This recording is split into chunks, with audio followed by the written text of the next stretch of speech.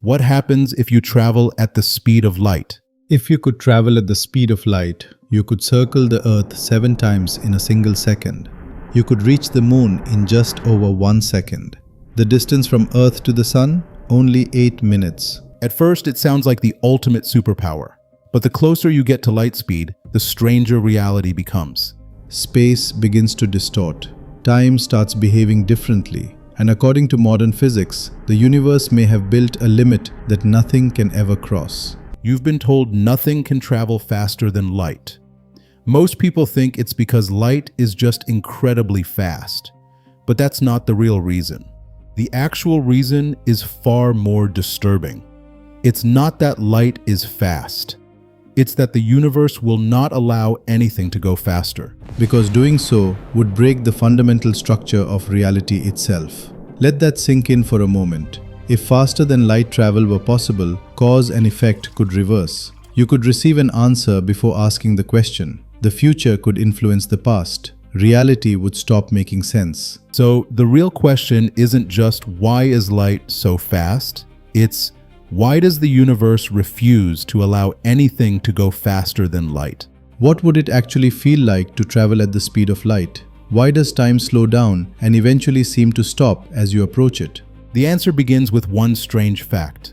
No matter how fast you are moving, everyone measures the speed of light to be exactly the same, always. This feels completely unnatural, because in everyday life, speeds always add up in a simple way. Imagine you're inside a train moving at 100 kilometers per hour. You throw a ball forward at 20 kilometers per hour. To someone standing outside watching the train go past, the ball should be moving at 120 kilometers per hour. That's how speeds are supposed to work. That makes sense. Now here's the strange part. What happens if we replace the ball with light? Most people naturally think train speed plus light speed equals to faster than light. It seems logical, but it's completely wrong. No matter how fast the train is moving, every observer, no matter how fast they themselves are moving, will always measure light traveling at exactly the same speed. Light doesn't speed up. It doesn't slow down. It stays constant. So here's the question that breaks everything. How is that even possible? How can light refuse to follow the basic rule of speed addition that everything else in the universe obeys? Why does light refuse to obey the most basic rule of motion in the universe? This single strange fact didn't just surprise scientists. It breaks something much deeper. If speed is distance divided by time, and distance seems to change, something else must adjust. But what? To understand this, we need a simple thought experiment. Imagine a clock made of 2 mirrors. One mirror is at the bottom, one is directly above it. A beam of light bounces between them.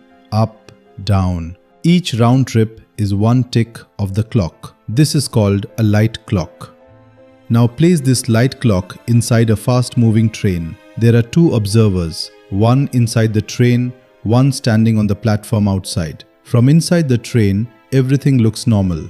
The light goes straight up and straight down. If the mirrors are 1 meter apart, the light travels 1 meter up and 1 meter down. Simple. Now let's look at the same clock from the platform. The train is moving forward while the light travels upward. By the time the light reaches the top mirror, that mirror has shifted forward. As a result, the light doesn't appear to move straight up and down. It appears to travel diagonally, and when it comes back down, the same thing happens again. To the observer on the platform, the light follows a zigzag path. Now notice something important. That zigzag path is longer than the straight path seen by the observer inside the train. And that's where the mystery begins. The observer inside the train sees the light travel a shorter distance. The observer on the platform sees the light travel a longer distance. Both observers must agree on one thing. The speed of light is the same. The speed of light cannot change.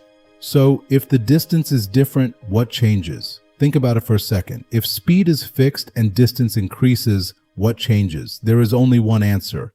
Time itself must change. The outside observer concludes something shocking. The clock inside the moving train is ticking more slowly, not because it is broken, not because of perspective error, but because time itself is running slower inside the moving system. Time slows down for the moving observer. This effect is called time dilation. But what happens when we push this to the extreme at the actual speed of light? Light travels at nearly 300,000 kilometers per second, and if a photon could witness its own journey, would billions of light years pass in a single instant? Now imagine you are that photon. You are created inside a star. You are released into the universe. You travel across galaxies. From our perspective, millions or even billions of years pass. But from your perspective, no time passes at all. No journey, no distance, only emission and absorption. This is where physics becomes strange. The faster you move through space, the slower you move through time. At the speed of light, time stops completely. This is not just theory, it has been confirmed through real experiments, using atomic clocks on fast-moving airplanes, on satellites, and on high-speed particles. If you want to see the actual experiments in detail, I covered them in my previous video, link is in the bio. So time is not universal, it depends on motion. This realization changed everything. It forced Einstein to understand that space and time are not fixed. They bend and change depending on speed. And nothing in the universe can travel faster than light. Not because light is simply fast, but because the speed of light is the ultimate speed limit built into the fabric of reality. To understand how deep this goes, let's begin with a simple but shocking thought experiment. Imagine you're inside a smooth, fast-moving train. Two lightning bolts strike, one at the front of the train and one at the back. To someone standing still outside, watching the train pass by, both lightning bolts strike at exactly the same moment. But to you, sitting inside the moving train, something strange happens. Because you are moving toward the light from the front strike and moving away from the light from the back strike, the light from the front reaches you first.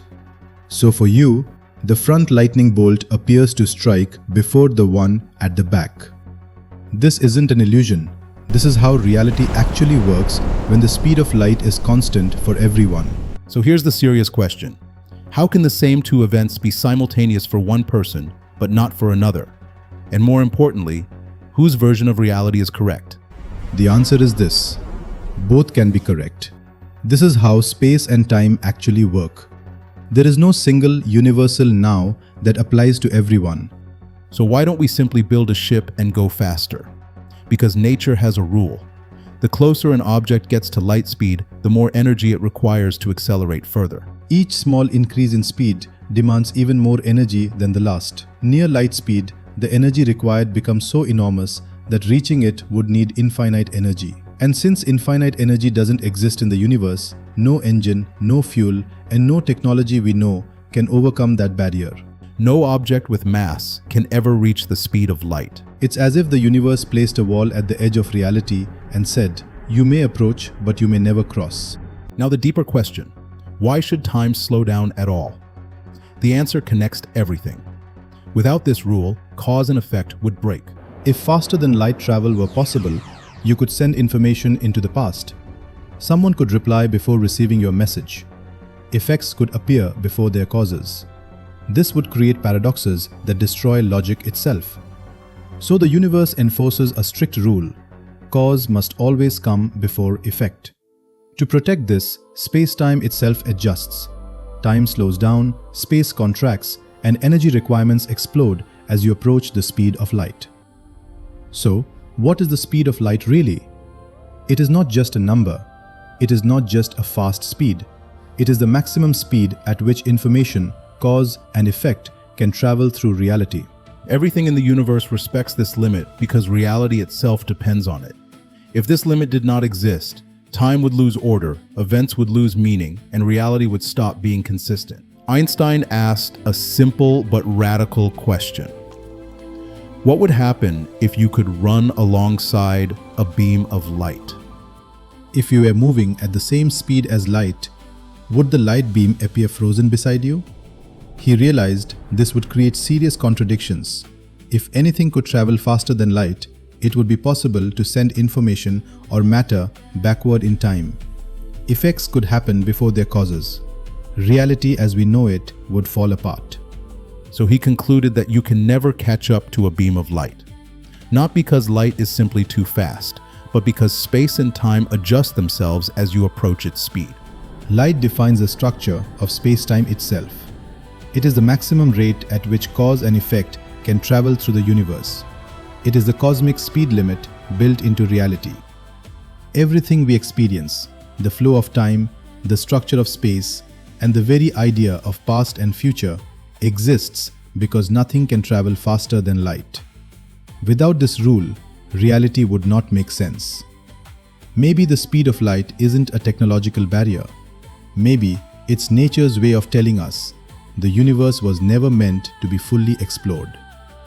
But what if there's another way? What if instead of traveling through space faster than light, we could change space itself? That idea is what we'll explore in upcoming videos. If videos like this make you question reality, subscribe. Because the deeper we go, the stranger the universe becomes.